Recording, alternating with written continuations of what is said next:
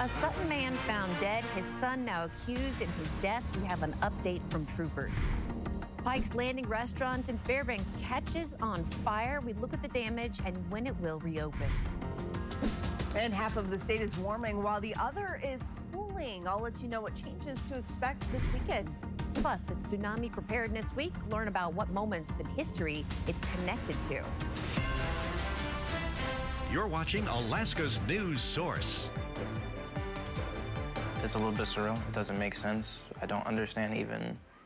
I myself can't see him going that far. A Sutton man is charged with killing his father. Alaska State troopers had an hours-long manhunt this morning. It spanned over 2 boroughs, ending with the arrest of Grant Wells. John Thompson was with the family this afternoon. I'm more of just confused, lost. Emmanuel Velasquez is the fiancé of Amy Wells, daughter of 56-year-old Nicholas Wells, who troopers say was allegedly murdered by his 21-year-old son on Thursday night. According to Alaska State troopers, Nicholas texted his daughter just after 8 p.m., saying that his son Grant was going crazy and had a gun. That's when one of his daughters alerted troopers. But by the time they arrived, Nicholas was shot dead in the front seat of his truck. Grant was nowhere to be seen. Velasquez said he was surprised that there was an issue.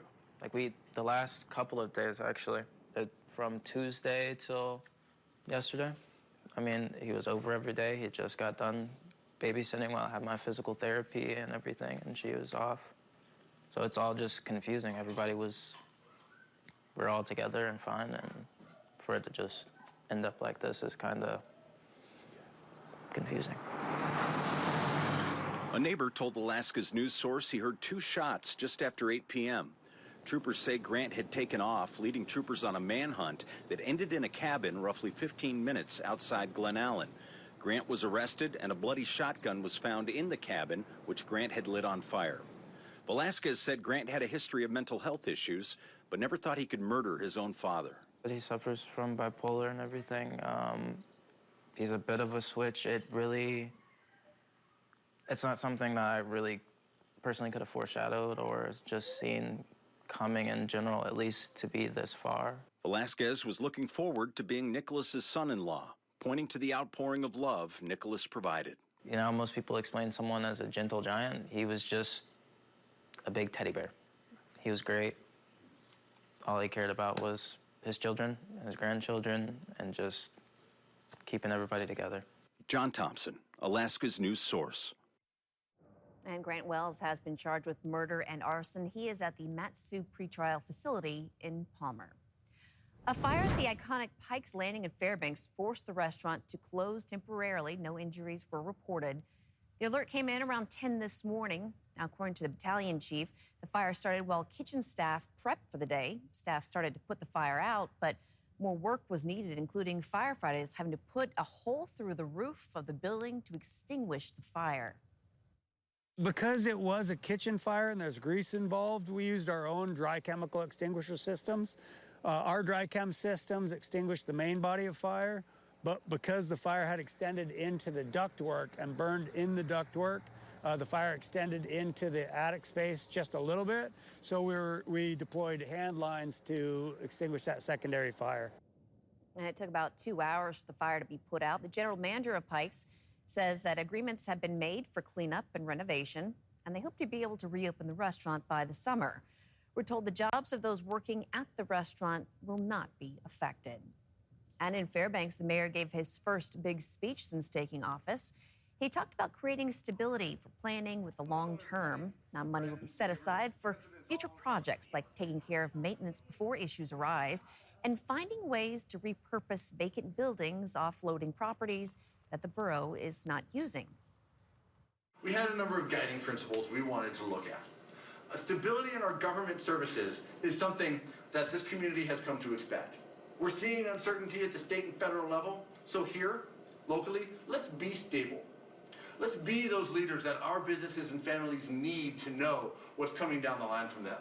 And we wanted to do that in this budget as our moral compass.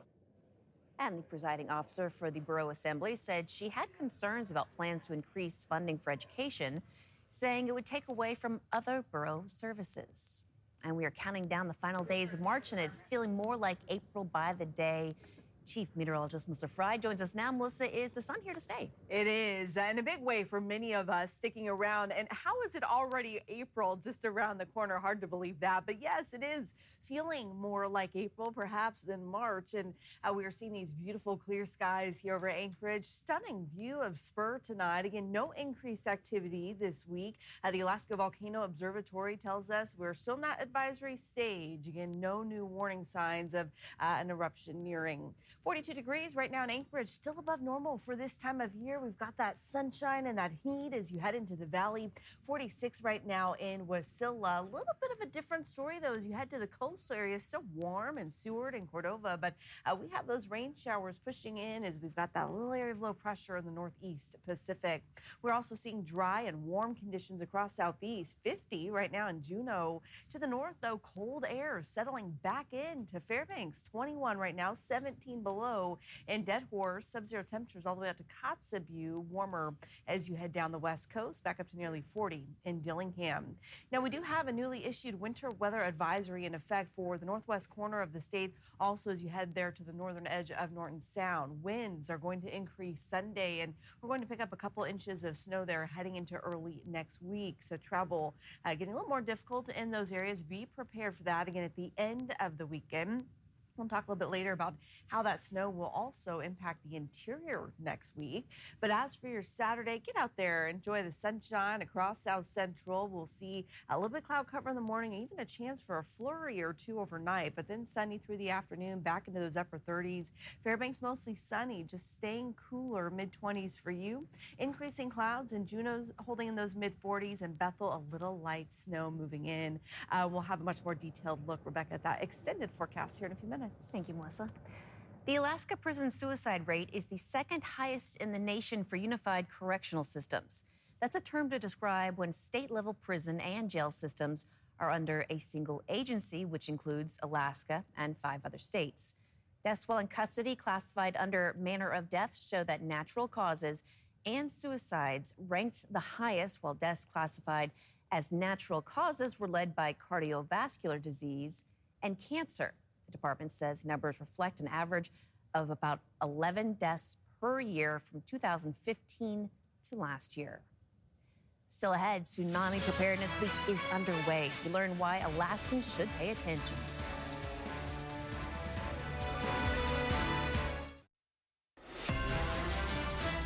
You're watching Alaska's news source.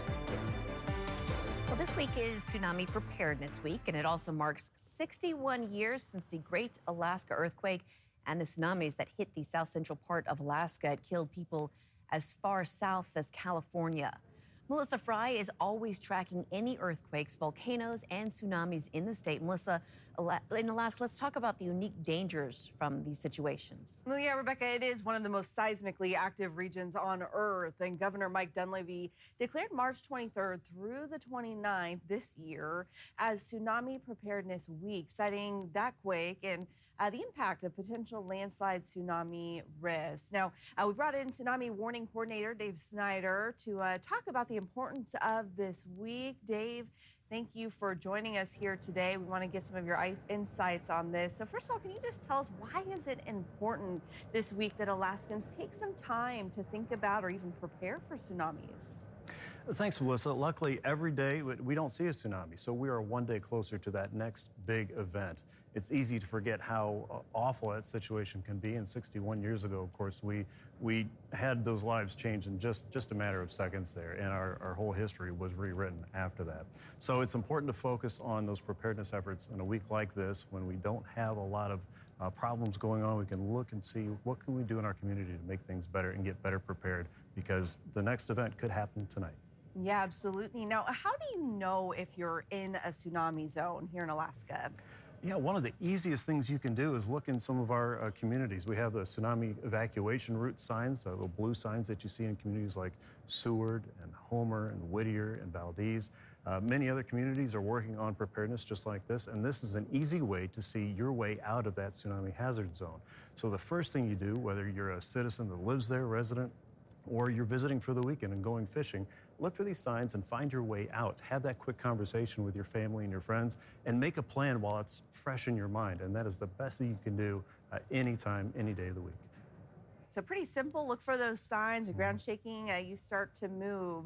Now, we know we have those tsunami hazards here in Alaska from large earthquakes, even landslides, but we also have this huge Pacific Ocean to our south. Now, where would the warning come from if there were a tsunami hazard coming from another more distant place?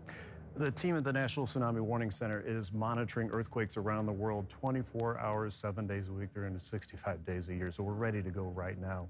If there's an earthquake, say in Japan, we'd be ready. We'd know it happened, and we would send out an alert in 5 minutes or less to let everybody in Alaska know that we're watching the situation and inform you along the way.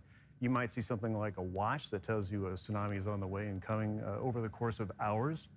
But if you have an advisory or a warning, it's time to take action. Move away from the water, move to high ground. If it's a warning, it means we're expecting the worst conditions. Dry things on land are going to get wet. Move away from the water, 100 feet up and away from the coast, or 1 mile in. Those are the best and easiest situations to remember. Okay, great. Thank you for the information. And just a reminder that, yeah, we live in a seismically active place, and we live where tsunamis can happen. Again, Dave Snyder with the Tsunami Warning Center based there in Palmer. Rebecca, we'll send it back to you. Well, it's 61 years since the 1964 quake, and we have stories posted on our website to remember the day. Now, in one story, Michaela Clark helps us to understand what those moments were like through the eyes of a man who survived the quake and the tsunami in Valdez. A lot of bad came from that earthquake. I lost friends. And he was only 11 years old at the time and tells his story of escaping that fate that so many others had to face. Plus, photojournalist Eric Soule tells us about a clock still on display at a bakery in Anchorage. It's stuck on the time of 5:36 p.m. It was damaged the minute the quake hit. Find both of these stories on our website and our app. Well, here at Alaska's News Source, we have a special newscast at 6:30 tonight for our South Central audience as we watch Mount Spur's activity. Volcano Watch looks at preparations that we can make now in case Spur erupts. And we have been looking back at that last time that it showed its power in 1992. So here's video from August of that year. Now, we have heard part of the story behind it, but the special newscast includes an extended version. Here's a snippet of the volcanologist's thoughts while he was capturing the eruption up close. When we were over there, I can remember thinking that, my gosh, we're very close to this eruption column, and as long as things don't change or escalate, we're okay. And you can hear more about his experience on Volcano Watch. It's our half-hour special discussing the science and the history of volcanoes in South Central Alaska, as well as practical ways to prepare. In South Central, catch it at 6:30 tonight on Channel 2, as well as 1 p.m. on Saturday on Channel 5. In Fairbanks, Volcano Watch is Saturday at 4 on Channel 11 and 6 on Channel 13. Thanks for listening. Click subscribe so you can get the latest podcast from Alaska's News Source automatically. And stay up to date with breaking news and in-depth reporting available for free 24/7 with the Alaska's News Source app.